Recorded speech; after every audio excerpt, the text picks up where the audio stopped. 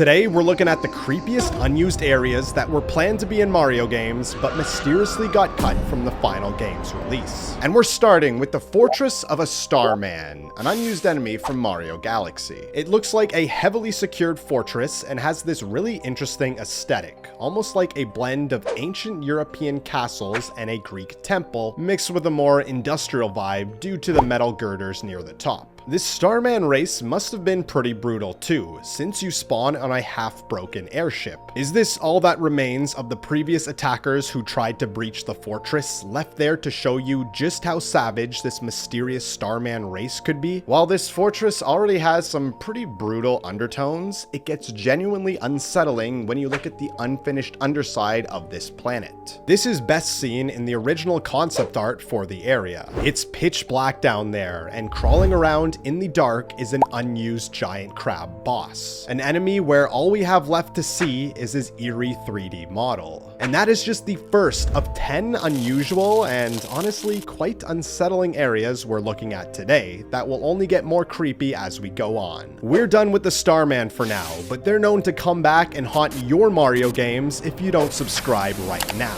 But let's move on, because we need to dive into a genuinely weird and creepy level that was cut from Mario 64. It's essentially a collection of hallways and various rooms placed in a very confusing, unordered pattern. It almost looks like this was going to be some sort of maze or dungeon level that Mario was meant to get completely lost in, just due to how confusing and overwhelming the layout is. The textures on the walls could have been the final designs meant to add to that confusion, or they might have been simply early placeholders before the final ones were added. Also, the scale just seems really off compared to the rest of the game. These rooms and hallways are way bigger than any interior we see in the final version of Mario 64, making Mario feel a lot smaller and way more helpless in this mysterious area. The whole thing just gives off a very weird, unsettling vibe, leaving Mario seemingly lost for eternity inside this unused stage. Moving on to Super Paper Mario,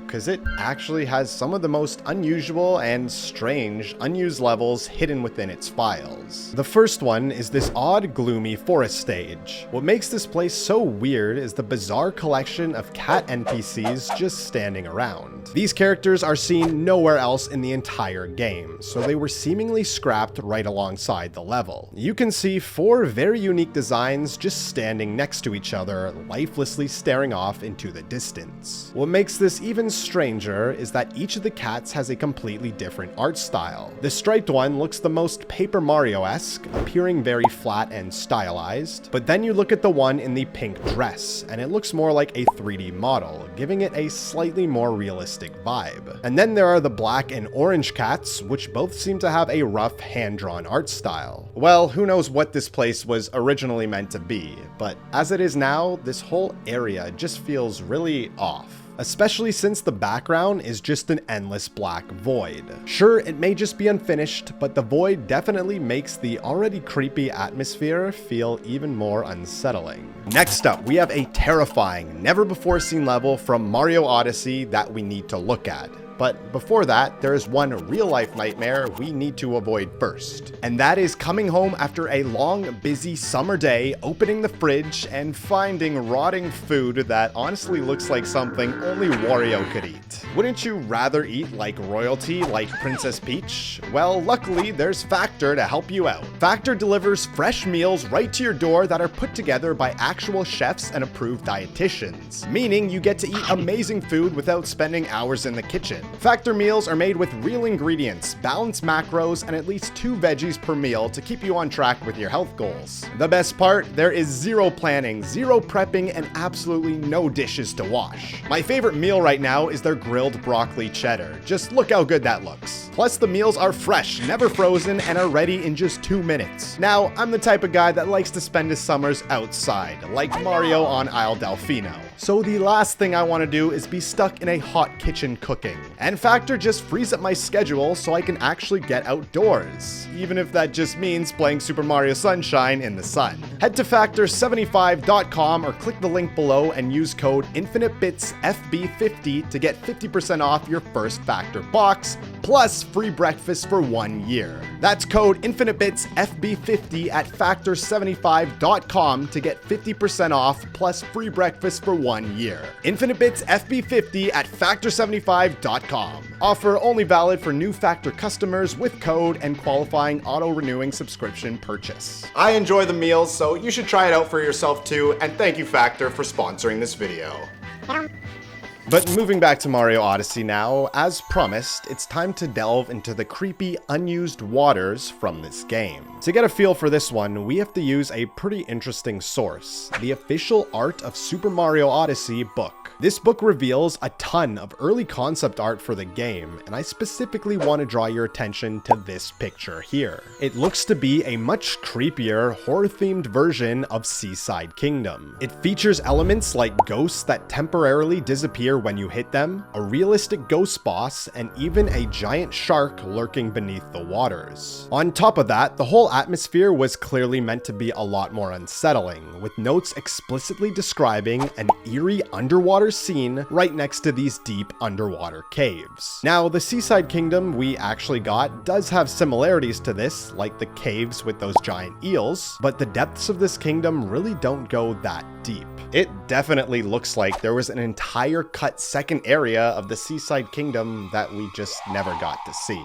To add to this, the Odyssey ship doesn't even land on the ground in this version, as it says it lands directly in the water, in what looks like to be a crash landing of sorts. This little detail just adds an extra layer of helplessness to this whole horror vibe this area would have had. Mario 64 has another interesting level that never made it into the final game, and this one is simply known in the files as Stage 1. This is a super interesting level because it looks like this massive grand fortress. The scale and sheer size of it all is honestly unlike any other stage we've seen in Mario 64, featuring tons of different slopes and paths just to scale this absolute beast of a structure. Not much is actually known about this level, like who the original owners of the fortress were, or if it belonged to an enemy or an ally. But there are quite a few oddities to this level that I've noticed, which I'd like to point out. Specifically, take a look at a few of these red roofs. Could this have hinted that maybe this was originally gonna be some sort of sprawling castle town? It also makes me wonder if this was meant to be Bowser's original fortress instead of him appearing at the end of the Bowser platforming levels. But what I think is really interesting are these various brown dugouts you can see scattered throughout the level. Since the map is in an unfinished state, could it be that these were originally going to be pools of lava designed to keep out any intruders trying to breach this mysterious fortress? Well, who knows? Still, this is a really cool find that the players discovered.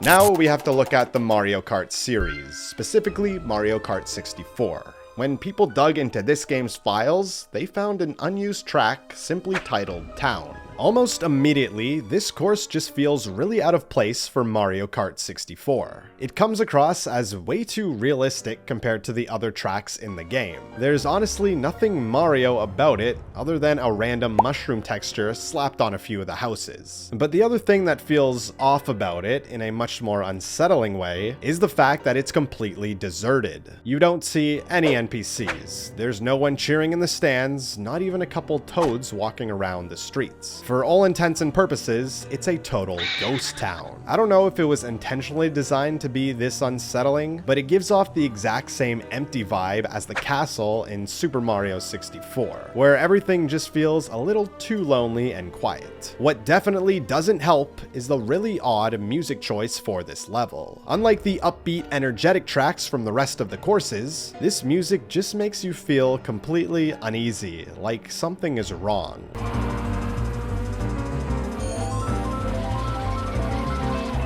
It really makes you wonder if there were some darker secrets to this mysterious town we never got to see in the final game. Now, why don't we head over to Mario Sunshine, because here is an unused area that honestly looks super interesting. The area in question is simply known in the files as Sand Plain, which is essentially just a massive sandcastle. Right now, it's in a very unfinished state, with no enemies or objects around. It features this giant tower at the back, surrounded by outer walls and a few smaller structures scattered throughout the area. It's unclear if this place was meant to be a more abstract platforming challenge, or if there were going to be actual rulers of this castle, maybe even some unique unused sand enemies. We really don't know for sure. But what makes this level so intriguing is how it actually works. Let me show you. Unlike literally any other level or object in the entire game, this whole location can be physically deformed and transformed by Mario. For example, if you ground pound, the sand will actually sink down beneath you. You can also spray the sand with FLUDD to compress and flatten it out. There is literally no other area in the game that functions quite like this. It's such a cool mechanic, and I really wish they had polished it up and brought it into the final build.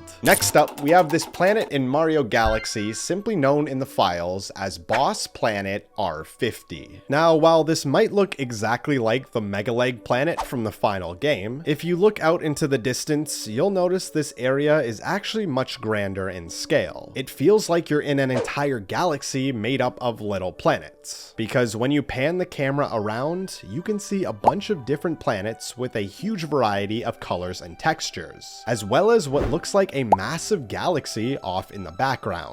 You can actually see some pretty beautiful, unique colors on these planets too, that we just don't see anywhere else in the game. This honestly makes me wish a few of them had made it into the final build. It's also weird that Mega Leg makes an appearance here too. Perhaps he was originally planned as more of a reoccurring boss before being changed into a single boss fight in the final game. Or maybe all these little planets were originally gonna host different bosses for a rematch mode, where you would fly from planet to planet, kind of like what we eventually got in Mario Galaxy 2. But as it stands, we really don't know much else about this mysterious area, other than the fact that it looked like a pretty cool location. Heading back to Super Paper Mario now, we actually have quite a few more unused areas to look at. For this part, I'm kind of grouping a few spots together, because they might actually just be separate sections of one much larger scrapped location. This is the various unused forest areas found hidden in the game's files. A few of these spots feature an incredibly dense amount of trees with super dark backgrounds. This was likely done to show how thick the forest was, with the trees completely blocking out the sunlight. It gives off a very heavy Lost Woods type of vibe, like maybe you were meant to get totally lost in here, which is hinted at by this one lone signpost seemingly trying to guide you in the right direction. Now, maybe that wouldn't be super creepy on its own, but the second forest area is what really threw me off. Here we see a completely dead looking forest. Not only do the trees have absolutely no leaves on them, but the entire texture and color palette has been changed to this blank,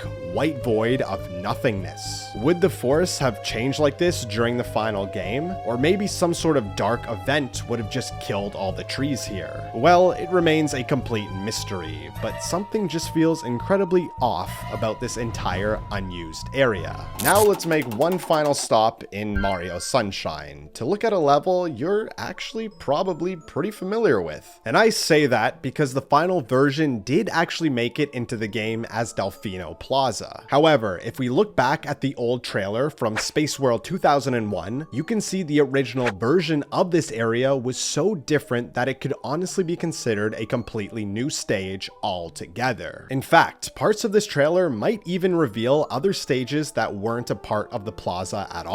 For starters, the entire plaza has a completely different layout. A map of this beta location was even found in the game's original files, and as you can see, when comparing it to the final Delfino Plaza, it looks completely different. But what's really odd and unsettling about this whole area, and what makes it way more creepier than the final version, is how torn up and worn down the town looks. For example, just look at the enemies. In the final game, the main hub area doesn't have any to begin with, but here we have the Hinokuri stomping right through the plaza. This is actually another cut enemy we've looked at in a previous video, and while it already looks menacing on its own, it also has a skull mask that it can wear too, making it way more terrifying. It's pretty crazy to think these creatures were originally just openly terrorizing the town. On top of that, there's this weird rainbow goop, which never makes an appearance at all in the final game that is completely covering the streets now. Also, adding to this whole destruction arc is this little human girl we see in one brief scene. Nothing about her is explained, and we know nothing about who she is. In the final game, there are 0 human NPCs too, so were there originally going to be humans to show how the destruction and terror of these enemies were affecting the island's civilians in a much more relatable way? Especially since the Piantas are kind of treated like antagonists at the beginning of the game. Well, who knows? All I can say is that there is something definitely off about the original Delfino Plaza.